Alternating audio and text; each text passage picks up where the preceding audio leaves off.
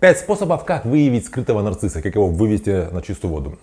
Вкратце я объясню, кто такие скрытые нарциссы. Собственно, люди с нарциссическими чертами личности или реже нарциссическим расстройством личности — это люди, которые в детстве не получили от родителей должного количества любви, и как бы родители не передали ребенку вот это вот право любить себя самостоятельно. То есть в детстве ребенок всегда получал какие-то знаки любви, знаки внимания от родителей за что-то. То есть нужно было постоянно заслужить любовь, и в результате ребенок вырастает во взрослого человека, который постоянно находится с таким перманентным каким-то вот постоянным чувством, что я не уверен, имею ли я право себя любить, хорош ли я, окейный ли я. То есть я должен постоянно искать какое-то вот внешнее подтверждение того, что я вот вообще молодец, то, что я хорошо поступаю, то, что я хороший человек, как это было в детстве.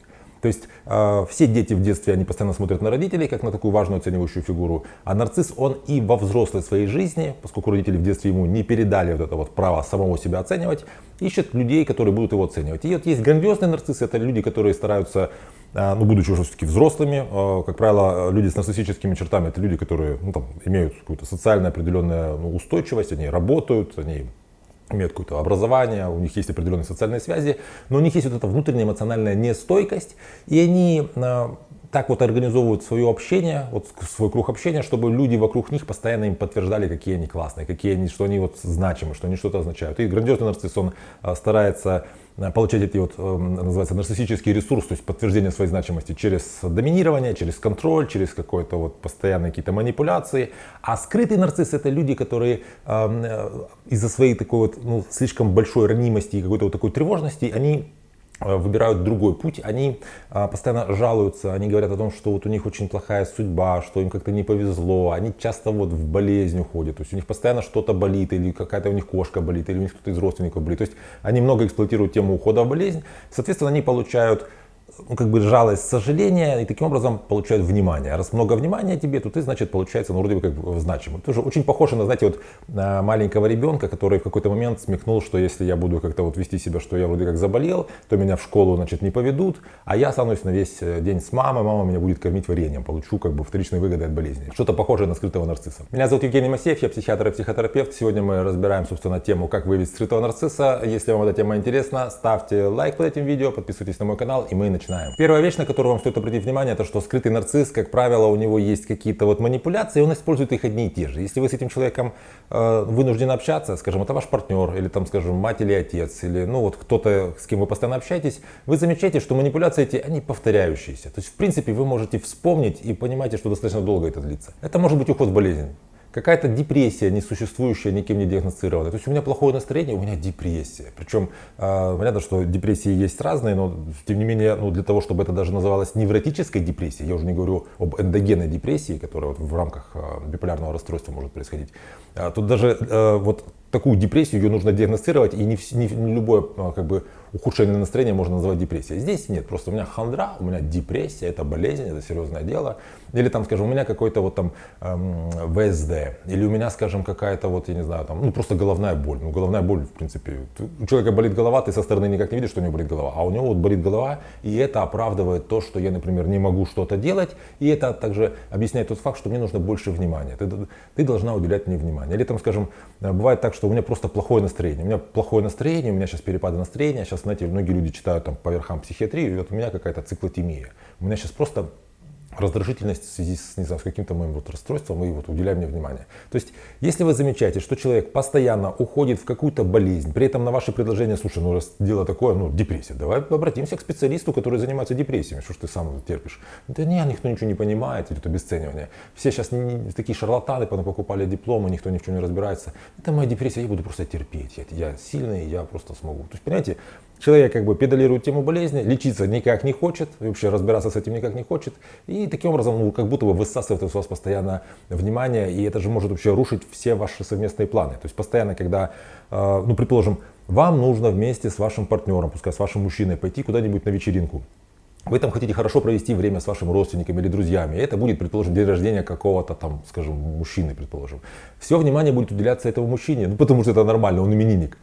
Нет, скрытый нарцисс скажет, знаешь, у меня плохое настроение, или у меня накатила моя депрессия на меня опять, или какой-то там СДВГ у меня что-то там разбушевался, или что-нибудь там, как-то вот, не знаю, у меня какой-то вот изжога на фоне ВСД там. Ну, то есть начинает что-то себе такое придумывать, чтобы что? Чтобы я важнее, у него-то праздник, конечно, хорошо, а ну я-то болею, я ж ничего не могу с этим поделать, уделяй внимание мне. Вот так ведут себя скрытые нарциссы. Ну и как продолжение, вам нужно обратить внимание на перепады настроения и такое немножко непредсказуемое поведение. То есть, когда ты с человеком близко живешь, общаешься, то ты примерно понимаешь, почему он так или иначе себя ведет и из какого настроения проистекает его актуальное настроение. То есть, почему, например, человек сейчас расстроенный. Он расстроенный, потому что он весь день чем-то занимался, у него что-то не получилось, там, скажем, ваш мужчина там устанавливал какую-то раковину, долбался, у него ничего не получилось, вот он к вечеру расстроенный, уставший, может быть раздраженный, ну, вроде как все понятно, это ясно.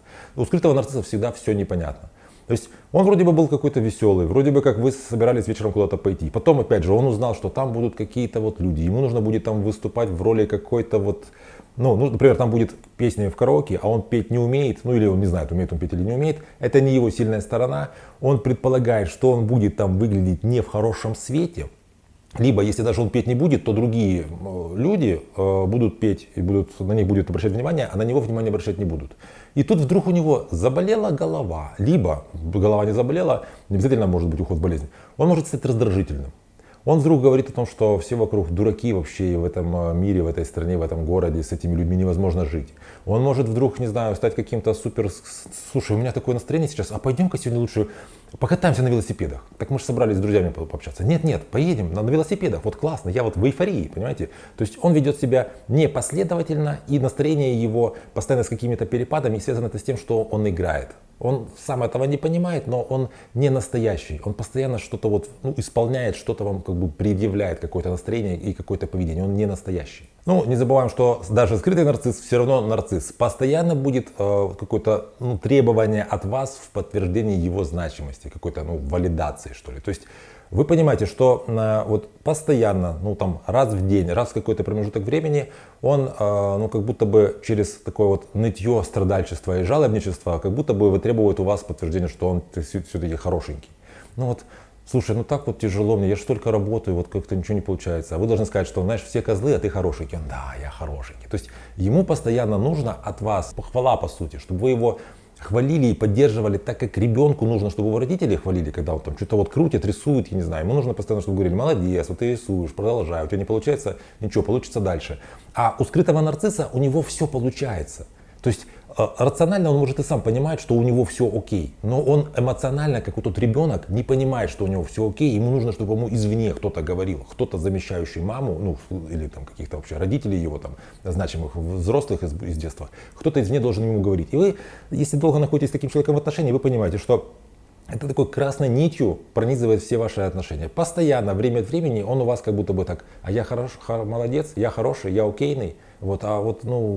Хорошо ли я себя веду, правильно ли, придерживают ли меня.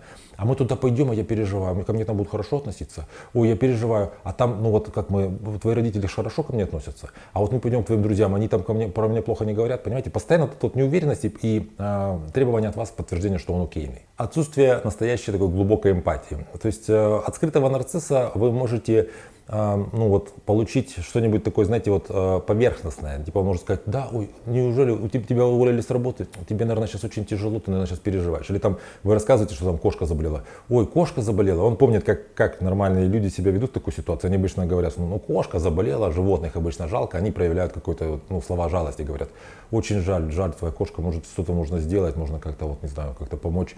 Но если у человека действительно развита эмпатия, если он это говорит, так сказать, движимой эмпатией, то через, скажем, полдня, через, не знаю, несколько часов на следующий день, если он вас, скажем, не видел и встретил, он скажет, слушай, а как там кошка? Я вообще-то как-то не то, что прям всю ночь плакал, но как-то я переживал, держу это внутри. Или там человека уволили, любая ситуация. То есть ты как-то находишься в процессе. Нарцисс, он тогда, так сказать, отбил грим, отработал, все, он к этому разговору больше не вернется. Более того, если вы, например, у вас что-то случилось, и вы вот ему что-то рассказываете, а если у человека развитая эмпатия, то он тебя будет слушать, ну так это называется контейнировать, будет, ну вот, получать, воспринимать от тебя то, о чем ты говоришь, даже если это какие-то тяжелые чувства, человек будет, ну если ты для него важен, он будет тебя слушать, ему горько, грустно это слушать, он сам как будто бы окунается вот в эту ситуацию, которую ты рассказываешь, но он ее с тобой разделяет, тебе становится легче, ну а человек, ну, помогает тебе, он, в связи с тем, что мы так устроены, мы социальны, мы наделены эмпатией, мы стараемся поддержать значимых для нас важных людей. В случае с нарциссом, если вы будете долго ему что-то вот рассказывать, какая у вас ситуация, он тут же, ну там, да, вдруг голова у него заболит, ему нужно будет срочно куда-то идти, у него там, не знаю, аккумулятор в кардиостимуляторе сел, там еще что-то. Он просто не вытягивает, не выдерживает долго вот это вот выслушивать. То есть настоящей эмпатии у скрытого нарцисса нет. Ну и пятая вещь, на которую вам стоит обратить внимание, чтобы вскрыть скрытого нарцисса, вам нужно доверять своей интуиции. Ну или то, что в психотерапии называется опорой на контрперенос. Ну, это если в терапии. То есть, грубо говоря, вам нужно подслушать, прислушаться к тем чувствам, которые вы испытываете в результате вот вашего контакта с этим человеком. Когда вы контактируете со скрытым нарциссом, вы будете чувствовать, что вот он не заслуживает той жалости, которую к себе вызывает. Понимаете? То есть, ну, это, опять же, это надо прочувствовать, чтобы понять. То есть, человек, который о себе что-то рассказывает, вы начинаете испытывать к нему чувство, ну, какого-то сочувствия, сопереживания, ну, вам его становится жалко. Вот он такой, как будто бы сложная у него судьба, он описывает. Какая-то ситуация у него постоянно какие-то вот такие, ну, нехорошие. Вот он какой-то и болезни в его жизни, и не понимают его часто, и неоцененный он какой-то.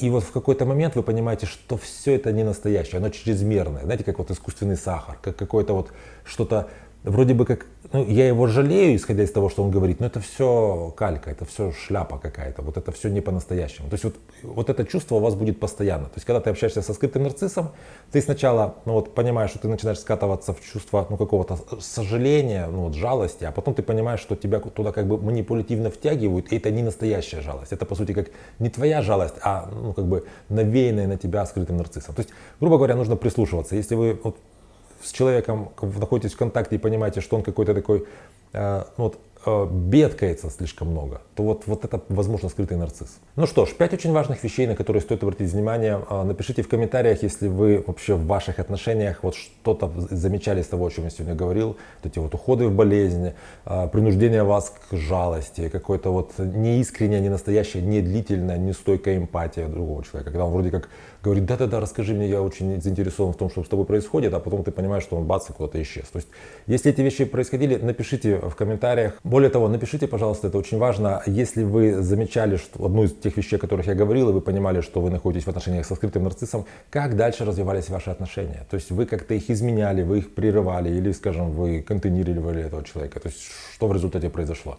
Потому что, ну, ваша конкретная ситуация, ваш конкретный пример, это вот, ну, какой-то настоящий один реальный кейс. Это очень важно. Пожалуйста, поделитесь, если можете.